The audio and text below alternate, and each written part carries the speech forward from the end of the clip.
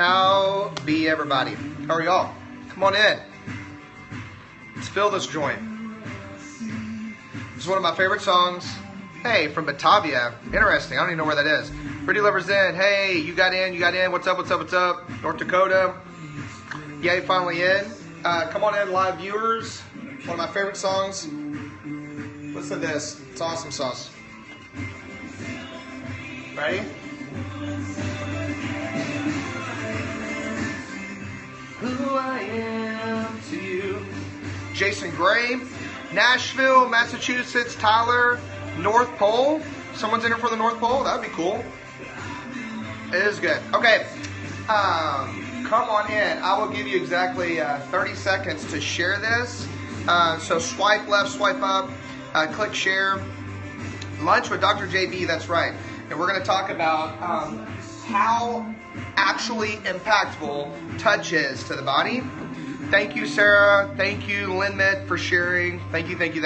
Okay, and we're going to talk about how it works in the body, so you know exactly the physiology behind what happens when you touch somebody or when they touch you, okay?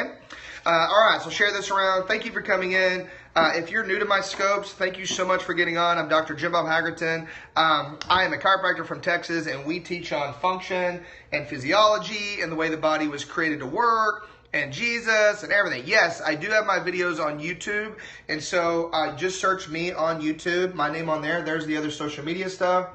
You can go to the website, okay? You can go to the website, and you can get to the YouTube channel there and our office Facebook page. If you were watching this on replay, this is a live video that I'm doing. So I have some of my best friends on here with me. So I will be responding to some of their questions on here and talking to them. I am not that crazy. Like, just so you know. Like, I've been asked if I have, like, you know, some weird neurological disorder where I, like, Tourette's or something, where I talk to random people, or if I am not. There's people on here talking to me. So if you're watching replay, thank you first for getting on. Second, I'm answering questions on a live recording, so thank you so much for getting here. All right, live people, you guys are amazing. Yes, I am going to redo my systems videos. I'm going to do like the biggest ones to start with first. So I will redo the adrenal glands one first. I want to teach you guys on that. We're going to do a little bit different than we did before. So just keep watching. We'll keep rolling it. Today, this was something that I wanted to go over. Oh, and before I get started, disclaimer, I'm going to start doing these. I'm not here to diagnose you. I'm not your doctor. If you want me to be your doctor, I can totally work that out.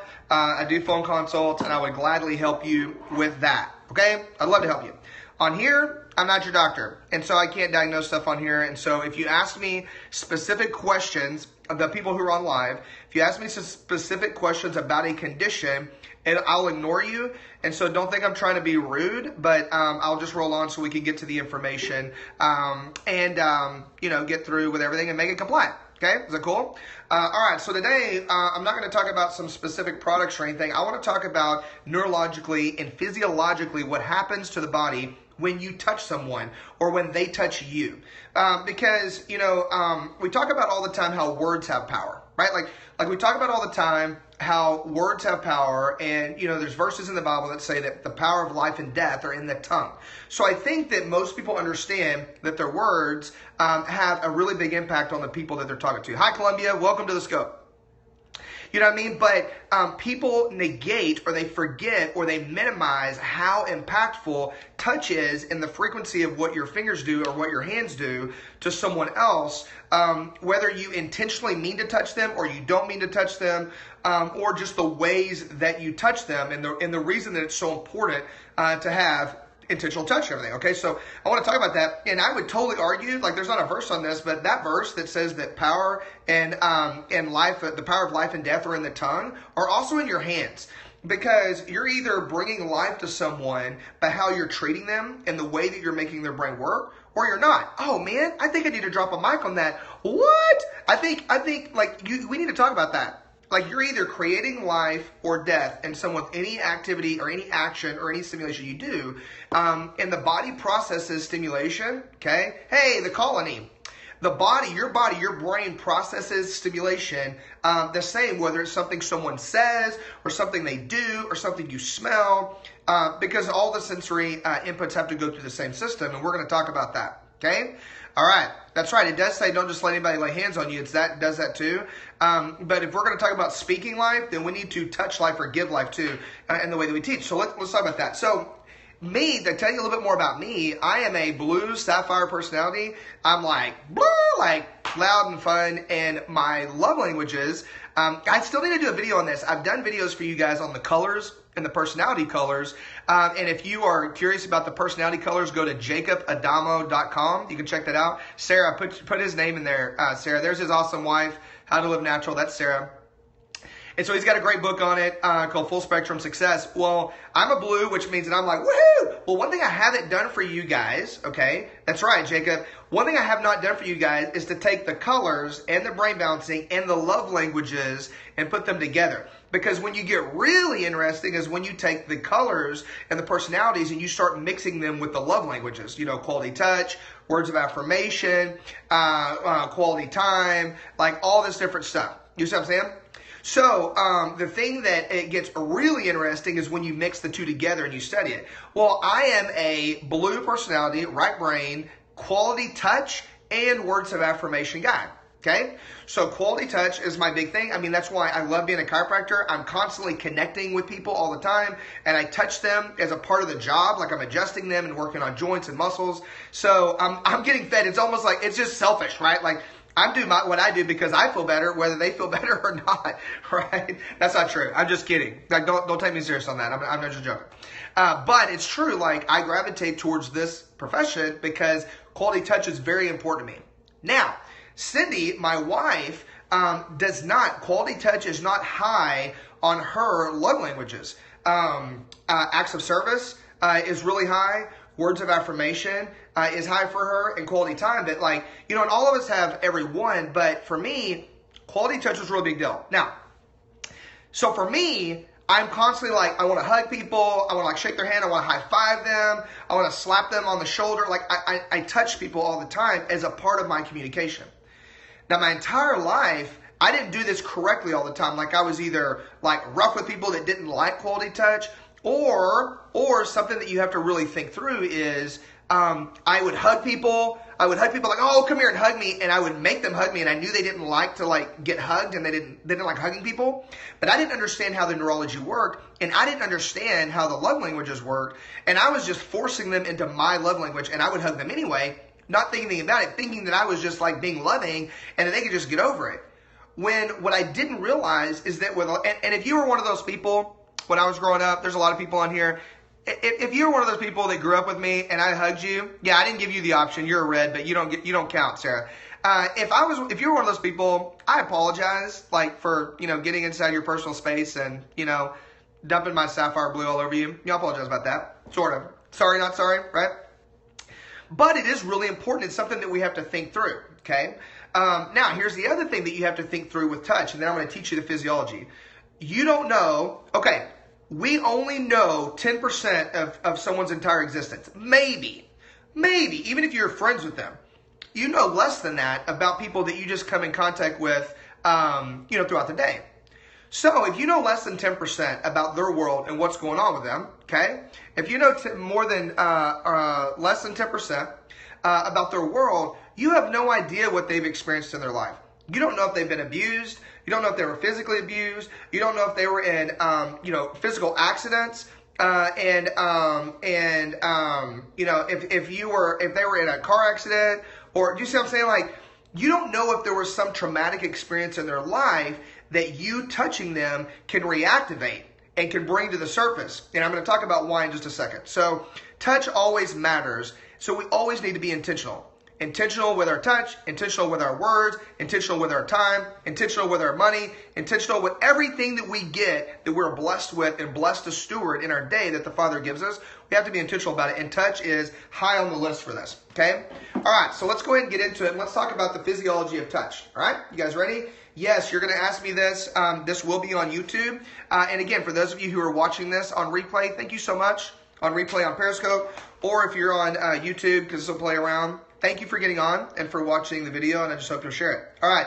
So again, the first rule is be intentional. Be intentional with your touch. Be intentional. That's a great question. Ask me that at the end, SK. Be intentional with your words. So let's talk about touch today. All right. So I'm going to break it down for you guys and make it simple. You know that's what I love to do because health is simple. It's just not easy. Physiology is very simple. It's not easy to make it work, right? It's not easy to keep it there, right? But it's very simple the way that the Lord created it. So I'm going to give you my top 4 reasons, okay? Hey, Carrie, top 4 reasons why touch is so powerful, okay? Top 4 reasons why touch is so powerful. Okay. Here we go. So let's get through these and I'll answer a couple questions at the end. Number 1, when you touch somebody, okay, especially when you hug them, whether you side hug them or you hug them from the front, like you really like hug them or whatever, touch, intentional touch releases a hormone called oxytocin, okay? So I'm going to explain why this is so vital when it comes to your kids and your family. All right, oxytocin is known as the love hormone. It's known as the cuddle hormone. It is a hormone of bonding. It's also a hormone that aids in the transfer of neurotransmitters to help you be happy, okay? So oxytocin is released by touch, by hugging, by touching of the skin, okay? Now, this is why this is so important and why it can be detrimental. Watch this. Now, the reason it is so vital is exactly appropriate hugging, but inappropriate hugging creates the same release. So that's the problem, okay? Oxytocin is calming. Yes, it totally calms their system down. Now watch. With children, okay, with your own kids, like the reason it's important to hug them, like love on them, and important to hug your husband and hug your wife is because when you're hugging them, you're reaffirming to them that you're bonded with them and you're re-accepting them hormonally. Like it releases oxytocin every time to reconnect so you don't feel so disconnected to the people that are supposed to be in your inner circle. Huge benefit. Any hug releases some, Sarah. Longer hugs, like full hugs, like actually really hugging. Like you can get really intense about it, like really in depth on the neurology. But really full hugs release more oxytocin and you get more bonding, okay? Now, here's the way that hugging and like that oxytocin can go the wrong way. If you're inappropriately hugging, you're going to create oxytocin too. Now, if you're hugging someone that you don't know that they need to be bonded to somebody, but they're not. Okay, so here's a perfect example. If you're hugging someone that should be getting hugged by someone else, okay? If you're hugging someone because you just want to be loving, you're a quality touch person, and you're like, oh, I just love you, it's good to see you. You could be creating an oxytocin bonding with that person without you even trying. You're not trying to bond with them. You don't mean to bond with them. You don't mean to create some weird, emotional tie to them. But they create the emotional tie to you because you're causing the release of the hormone in their body. You see what I'm saying? So it's vital to really pay attention. It's amazing. It's incredible. It's vital to pay attention. And one of you asked, AK or whatever your handle was, I can't remember, asked, how do I keep people from hugging me because she doesn't like it? How do I keep people from hugging me that don't, because I don't want to be hugged? The first thing is the minute you approach them first and you hold out your hand, like you create the appropriate touch that you want. So it's like, hey, it's so good to see you. And to keep them from hugging, instead of like doing one arm, because a one arm is easy to pull you into a hug, you go hand. So good to meet you. Thank you. Pat the hand, release, and then walk away. Okay? Does that make sense? Like, so you hug, like you shake hands, double pump, hand, nice to meet you, out. And then you keep back. You don't like move in. Okay? Like it's really specific. You be intentional. And so like if I'm going to see Jacob Adamo, I'll get to teach with him next weekend in Iowa, in Webster City, Iowa. I hope to see you guys there. I will shake his hand, pull him in, and hug him this way because he's a good friend. So like if he wanted to keep me from doing it, then he would, right? He would shake my hand, but hold me out to where I wouldn't move into hugging. Okay. The other thing that I pay attention to now, as far as like hugging and touching people like in public and at events and stuff, is if someone is going to hug me, normally they'll move in close. And so I'll hug them, but I'll start like I'll just side hug them because that's like, oh, it's so good to see you, but it's less intimate, like it's less intense on the hormones so that you're not like crossing a barrier with someone, or you're not crossing in their personal space when they don't want you to, and they don't know how to tell you not to, and then they feel uncomfortable. Does that make sense? And so that's important. So the release of oxytocin is vital for you and your family. It's vital for your kids. That's why you snuggle with the babies so much, or you should. It's vital in marriage and in really close relationships to be able to reconnect. But it can be fired. It can be fired incorrectly if it's not used the way that it's supposed to. Okay? All right, you got that? All right, so number one is the release of oxytocin. Now, number two reason why touch is so powerful, release of calcium. Okay? Release of calcium. Good. Blaine, we need nurses that love touch. People need touch so much because they're touch deficient. So we need it. It's just us learning to be appropriate about it. Now watch. Here's a perfect example.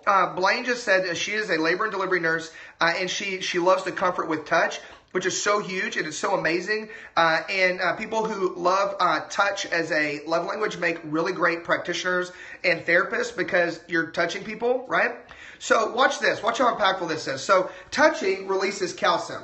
So when you are holding onto someone's arm, or you're gripping their hand, or you're holding them, or you just like grip their shoulder, or when you hug them, you squeeze, like you actually put pressure. The pressure put into the tissue, when I put pressure into my muscles like this, it releases calcium because the pressure literally releases calcium in the tissue. Calcium is a vital mineral for relaxing the nerves. It's a nerve tonic, relaxing the muscles, okay, and helping aid in digestion. Watch this. So the only way that you can release a muscle, watch this. This is so huge, so huge. If you have a muscle and you contract a muscle, right? You can, no whistling. I know, I'm freaking you out. When you contract a muscle, okay, the only reason that the muscle can let go is calcium that your body has to release inside the muscle, okay? So you make a contraction, make this giant bicep contraction like this, and the way you release it is there's calcium, and calcium unlocks the muscle. Calcium also relaxes the nerves, so it calms the nervous system. All right, this is why, Blaine, when you're working in the hospital and you're touching moms and you're touching families, and when you come up to somebody and to comfort them, you like put pressure on their shoulder, like, man, I am so sorry, or man, and you hold pressure like on their arm or their leg, and you're like, hey, I'm really sorry, I'm right here. Hey, you're okay. And you hold them, you go, hey, you're okay, it's fine. It releases calcium. The calcium calms them down. This is why with autistic children or kids who have any developmental disorders and they have outbursts and they have what I call the Incredible Hulk moments where their brain switches over and then they just can't control it. This is why they teach the parents to hold them really tight, and they do swaddling. I'm going to talk about this, but you hold them really tight and eventually they're like, and then they relax because you're putting pressure. Like you're helping them feel secure. You're helping them feel secure. It's exactly the idea behind weighted blankets. You're also releasing calcium to calm their nervous system down. Isn't that not fascinating? Now, it's also the thing in babies why swaddling works. Swaddling has a twofold thing, 3 or 4 or 20 if you want to get into it, but let's do 2.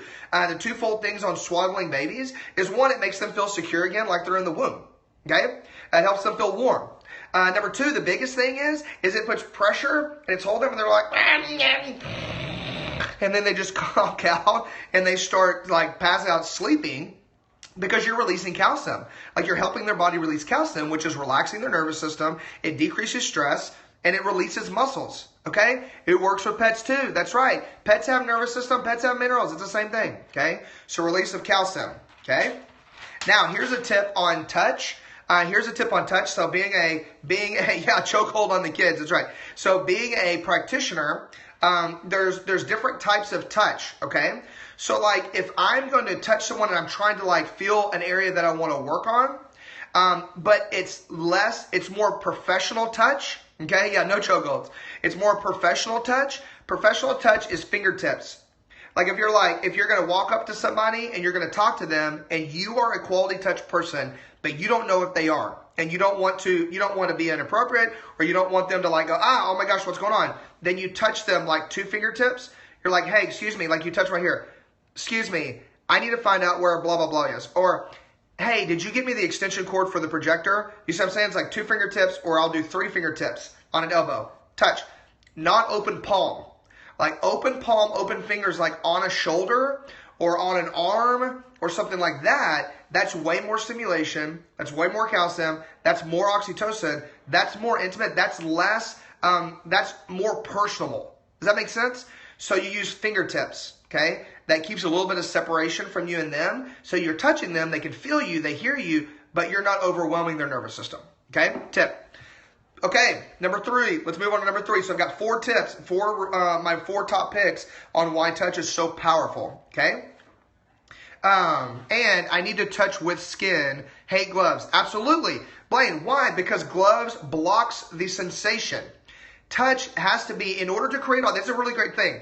In order to create most of these changes, it has to be skin to skin. Like you got to be touching them. Well, not true. You don't have to be touching skin with, but touching skin is more impactful. So if you touch an arm, it's going to get more stimulation than touching through a jacket kind of thing. Okay, so that's huge. All right. So you're a hugger, but you hate people in your personal space. So you mean you're a control freak? That's what that means. It means that you like to control the situation. Like you love to hug, but only the people that you want to hug. Like you want to control it. Like you're not one that lets somebody come grab you. That's totally what it is. You're probably a red. Right? Probably a red. That's it. That's totally it, right? And it's totally fine. Like I am too. I'm kind of a control freak, so it's all right. We all just need to own it. All right, so number 3. Let's get to it. Number 3, there's a phenomenon in the body that happens when either you touch a joint in yourself or when someone else touches you called therapy localization, okay? This is something, own your trailer, be true. That's right. Okay, so therapy localization. All right, so I'll give you a perfect example of when this happens. So the ways that this happens, and I'm going to hurry this up. I want this to be less than 30 minutes. The ways that therapy localization happens is like, let's say you're sitting in church or you're sitting at eating dinner and one of your friends comes up behind you and they don't see you and they like rub your shoulders like, man, it's so good to see you. And they touch your shoulders and you're like, that was kind of sore. I didn't know that was sore. And they walk away and now you're like, ow, my shoulder hurts. Why'd they do that? And the shoulder starts bothering you and you didn't know that it hurt. And you're like, what? I didn't know that my neck was bothering me. It's a perfect example. What happens with therapy localization is when someone else touches an area in your body or you touch it, like you're sitting here and you hold pressure in your jaw or you touch your collarbone or something, okay? When they touch that area, the neurological phenomenon called therapy localization is the brain will focus more on that spot. We'll focus more on that spot because you're drawing neurological attention to it. So when you touch it, the brain's like, whoa, what's going on with the shoulder? Are we good? What's up with the shoulder? And so it wakes up the nerves to that area and it floods more blood supply to that area to try to heal it, work on it, pay attention to it, okay? And so the shoulder lights up, like you get all this information right there. Okay, so it's important. Okay, it's important that's why, like, when you're using different therapies on you and you're using them on that area, it's because you're waking the nervous system up in that area, which is so huge, so huge. All right, number 4, last but definitely not least, probably one of the most impactful things, one of the things that you just don't see that's under the surface that is arguably one of the most fascinating phenomenons that happens in the body to me. Like just studying on this is incredible. But the effect of touch on the limbic system, L-I-M-B-I-C, limbic system in the brain, okay? So let's talk about just for a second what the limbic system is and what it does so I can, wrap this up for you guys and give you the goods. This is the last one. Okay, here's what the limbic system does in the brain. The limbic system sets, like, if you basically go right through over the top of your ear, this area here, the limbic system is right here in the center of the brain. The limbic system is responsible for taking in sensory input, sensory information, things you see, things you hear, things you feel, whatever, taking it into the brain and then analyzing it to figure out whether that sensation is pleasure or pain, whether it's harmful or helpful, whether it's good or bad, whether it hurts or doesn't hurt. And then if it is threatening to the body, okay, if it's threatening, if you go, oh my gosh, I don't like that, or ow, that hurts, or whatever, if it's threatening to the body, then the limbic system, okay, the limbic system will create a pathway to do 2 things. The limbic system goes, oh my gosh, that hurts, let's get to work. And it activates the sympathetic nervous system. This is your fight or flight. So you're either going to go, get off me, stop touching me like that, man, right? Or you go, you can stop, you'll say something, or you're just like, do, do, do, and you run away from someone touching that hurts or that's uncomfortable for you. So it activates the fight or flight system and stresses you out so that you do something to get away from the stimulus that your brain doesn't like when it analyzes it. Okay, that's step one. The second step that the limbic system does is it wants to make sure, exactly, Ruthie, it wants to make sure, number two is it wants to make sure that there is a memory that you never forget that situation and that pain. And so it creates this response where you have a memory to touch or to that person touching you. So that if someone walked up to you and hit you in the arm really hard, and then they walked off and you're like, oh my gosh, it hurt really bad. The next time they walked up beside you, you're like, what are you doing, man? Back up. And they're like, what? I didn't do anything. You're like, yeah, last time you hit me in the arm. That's your limbic system protecting you, okay? It's protecting you so that you don't walk into a dangerous situation again. Now, here's where this is so key for touch. Two things. If someone has had someone inappropriately touch them or hurt them in the past, or they've had really major stress and psychological damage and injury and stress early on in their life, or soon thereafter, or whatever, like there was a major psychological stress before, it can create this limbic system that is on edge, and you touching them can send them right back into the pit. It could hurt them even though you're barely even touching them, okay? So you have to be very careful. You have to be very grace-filled.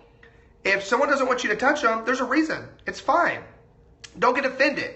Don't get offended if someone's like, I'm good, and they're like, don't hug me, okay? Don't get offended. It doesn't mean it. They just really don't, they just really don't need you to touch them, okay?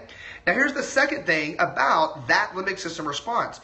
You are creating a limbic system response to touch for those people. Okay, so SKI 754, like SK is asking about how can she get past that thing of not liking hugs. You may never be the person that's like just hugging everyone in the room. The way that you can teach your nervous system and retrain it, because the brain is retrainable, the brain is remoldable, okay? The way that you can get past it, Angie, same thing, is, and the way that you can teach your brain to appreciate it is someone that they really trust. It has to be somebody that you really, really, really trust. That's it. And then you have them hug you appropriately more often. So like if it's your husband, right? Say, hey, will you hug me like for time, like hug me for like 20 or 30 seconds and make me hug you a couple times a day? That way, like you just like, and it releases that oxytocin so that you'll bond better, and you'll get more trust in the fact that he's not trying to hurt you. There's nothing dangerous going on, and that it's okay. It's not like you have to go into the train station and start just hugging random people. That's not reality, and that will make it worse, okay? And you just give yourself grace in the fact of knowing that, man, some of us have gone through traumatic events. It's just the way it is. That's just a part of your story. It's a part of your testimony that you get to walk out with the Father to help other people through it. It's okay. Okay, I'm going to release you guys. It is okay if you don't like a hug like that. It's okay. You don't have to be huggers all the time, or like the touch thing. You don't have to be a quality touch person. But just know that you need to let people know, or you need to pay attention if people aren't appreciating it. Does that make sense? So I hope this is giving you some good information. Like I hope this helped you. Is this helpful for you guys? Is this answer some questions for you? Maybe like turn some lights on? Yes. Okay, that is a really great thing. So Lig1999 said her 5-year-old is a hugger and hugs everybody, and they're trying to teach her boundaries. Okay, that's very true. If they are quality touch as kids, and they're very social, they're very right brain, you have to teach them up front that not everybody needs to be hugged, and that you only hug your family. You know what I mean? Like you have to teach them that. It is very true that they need to know that not everyone need to hug. That's right. Yeah, no, that's true. See, she said like teach your boys a side hug. It is a thing to teach. Oh, well, thank you. Great delivery and clarity. Oh, you're very welcome. I just like teaching stuff and making it simple. Okay, we're right at 30 minutes. I want to get off here and steward your time correctly so this isn't too long, okay? Love you guys. I'm proud of you. Dig in. Be intentional with this. Practice this. And really think about it and just think through and be intentional with your thoughts on how you're using touch, how you're touching people, like how you're like even shaking hands and stuff like that. Looking forward to seeing you guys in Kansas City on Thursday night, teaching at the Empowered Health event with James Lawrence, the Iron Cowboy. That's going to be fantastic. Saturday, I'll see a lot of you guys locally at the Wild Spring Symposium with Alyssa Francis. And John Acuff is going to be there. The ULA guys, Dave and Troy, are going to be there. We're going to have Hannah Cruz is going to be teaching there. They're going to have a panel. My gorgeous genius wife is going to be on a panel. There's going to be so many things. So look forward to that. Next weekend, I'll be in Webster City, Iowa. It's going to be fantastic. We're going to be teaching with the Jacob Adamo and bringing the rain on communication and hormones and everything else. And then the week after that, I'll be in Ohio, Mansfield, Ohio. So it's a busy month. It's a busy month. Next week, I'll be in Chicago. Next month, I'll be in Chicago, and we'll talk about that. But have a great day. Take care. Remember, all this stuff is simple. Physiology is simple. It's not easy.